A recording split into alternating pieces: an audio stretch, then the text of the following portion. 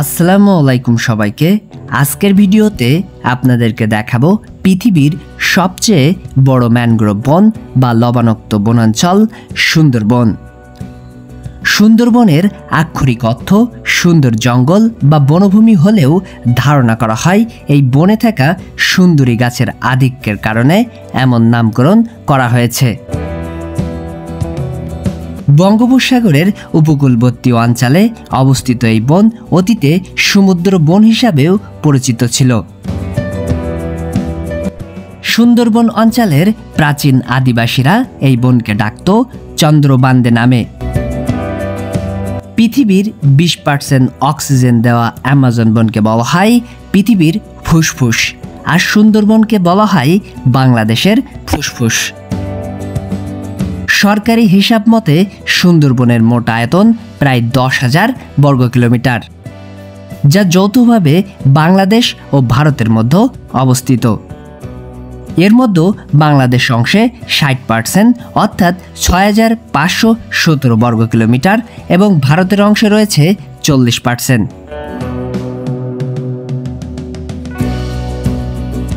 বাংলাদেশের খুলনা, সাতক্ষীরা, বাগেরহাট, পটুয়াখালী ও বরগুনা জেলার অংশ নিয়েই বাংলাদেশের সুন্দরবন, এবং সুন্দরবনের ভারতীয় অংশ পশ্চিমবঙ্গ রাজ্যের উত্তর 24 পরগনা ও দক্ষিণ 24 পরগনা জেলায় অবস্থিত।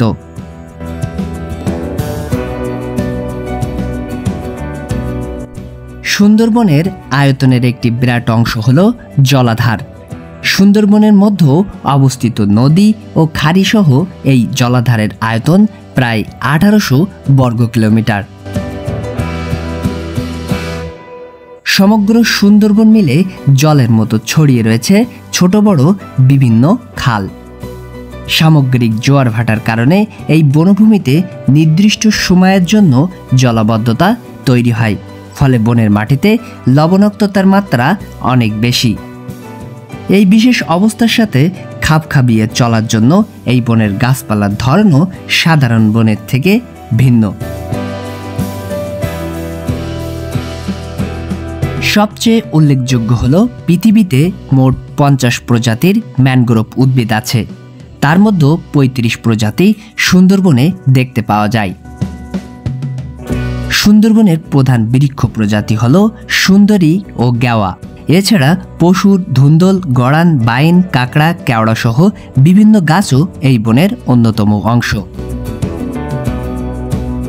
সুন্দরবনের অনন্য জীববৈচিত্র্যের প্রধান আকর্ষণ হল রয়্যাল বেঙ্গল টাইগার। এই প্রজাতি বাঘের প্রধান ও সর্বাধিক গুরুত্বপূর্ণ আবাসস্থল হল সুন্দরবন।